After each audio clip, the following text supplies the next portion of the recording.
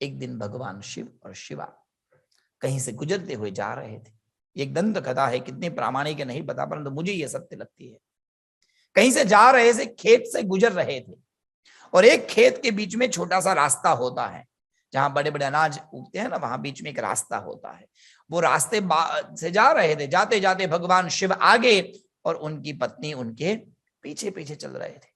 चलते चलते बहुत सुंदर खेत में अन्न उगे थे, तो अन्न का वो कच्चा अन्न देखकर उनको बहुत इच्छा हो गई, तो उन्होंने जरा सा अन्न के दाने तोड़े, हाथ में निकाले, थोड़े साफ किए, मसले, और सुंदर सुंदर ताजे ताजे दाने थे, वो उन्होंने तुरंत अपने मुंह में डाल दिए, खाने लगे। चबाने की आवाज आई। महादेव जी ने पूछा, देवी क्या खा रही हो आप? और जब इतना कहा, देवी क्या खा रही हो, कहा प्रभु इसमें क्या है, ये ताजे ताजे दाने थे, देखकर इच्छा हो गई खाने की।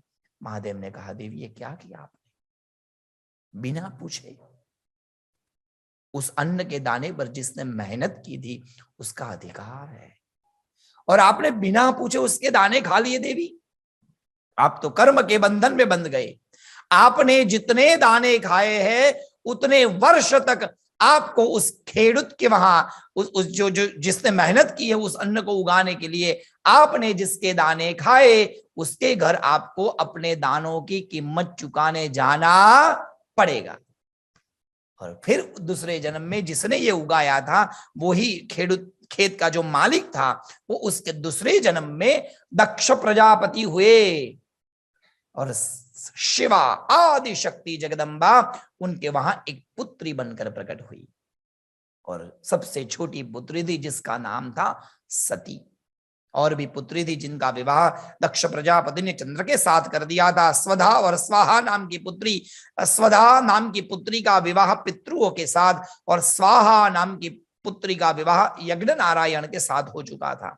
और बाकी जितनी पुत्री वो चंद्र कथा आपको पता है, इसलिए उसमें नहीं जाएंगे। चंद्र के साथ में विवाह हुआ है सबसे छोटी लड़की सती, और जिसका विवाह भगवान शिव के साथ। सती और शिव फिर से मिल गए। ये शिवा आदि शक्ति सती बनकर आई दक्ष प्रजापति के वहां, उनके साथ भगवान शिव का विवाह किया। जीवन बहुत अच्छा चल रहा था, परंतु सज्जनों एक गलती हो गई। क्या? और वो गलती है, सती माता ने भगवान शिव पर शंका कर दी।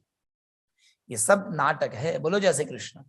हमको लगता है भगवान ने ऐसा क्यों किया, परंतु ये सब इसलिए हुआ, जितने दाने खाए थे उतने वर्ष तक रहना था, पर उसमें भी गलती हुई, उन्होंने भगवान शिव पर शंका कर दी। क्या हुआ?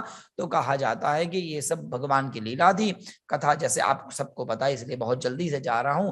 दक्ष प्रजापति ने एक ब्रह्म सभा का आयोजन किया था। वहां भगवान शिव, ब्रह्मा जी सब आके बैठे थे। भगवान शिव जी वैसे दक्ष प्रजापति के जमाई राजा है।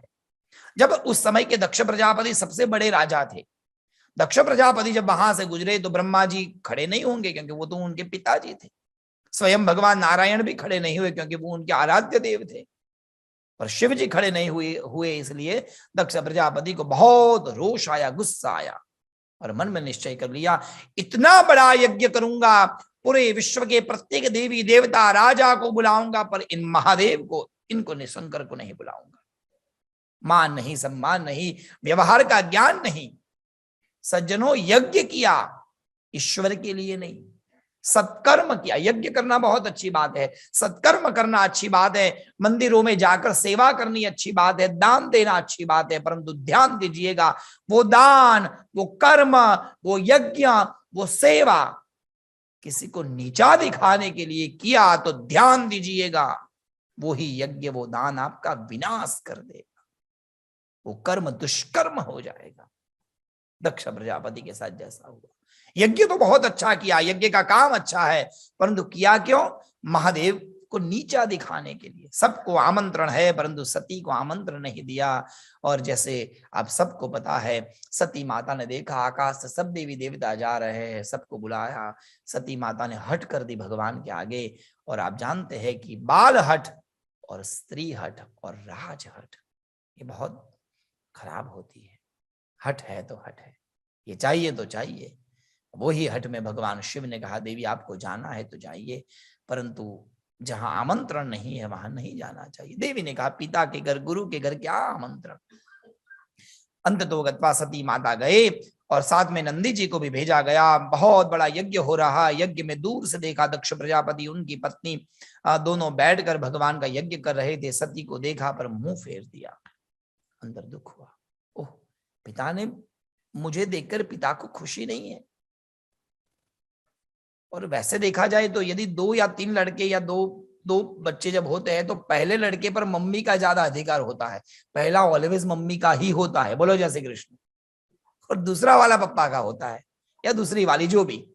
और जो छोटा बालक होता है उस पे माता पिता का विशेष प्रेम होता है, ऐसा देखा गया है।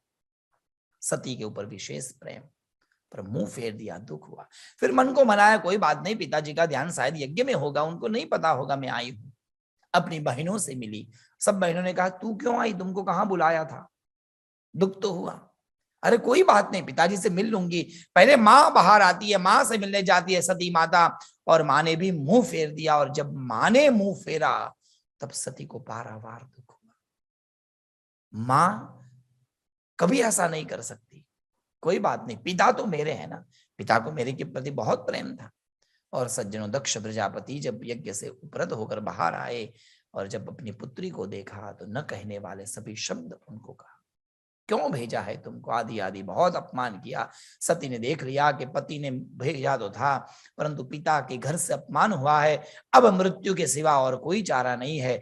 अपने ही पिता के महामंडप में जो बड़ा यज्ञ था वहीं सती माता ने अपने शरीर को आहूत कर दिया। नंदी ने जाकर भगवान को बुलाया, भगवान वहां पर आए, सती माता के शरीर को हाथ में लेकर आकाश में दिगंबर होकर भगवान घूमने लगे। महादेव की इस कृत्य को देखकर देवी देवताओं ने जाकर नारायण से प्रार्थना की, परमात्मा ये क्या है, पूरी सृष्टि जलकर भस्म हो जाएगी, सती माता के जलते हुए शरीर को लेकर महादेव घूम रहे, आप कोई लीला करिए। महादेव ने लीला के द्वारा अपने चक्र से उस शरीर के टुकड़े कर दिए, 52 टुकड़े हुए, जो टुकड़ा जहां पर गिरा वो मां भगवती का शक्तिपीठ बना। काशी में मां भगवती की आंखें गिरी है, इसलिए वहां पर विशालाक्षी शक्ति है। गुजरात में अंबाजी में मां भगवती का हृदय गिरा है तो वहां आद्य शक्ति अंबा का शक्तिपीठ है। ऐसे भारत में कई शक्तिपीठ है।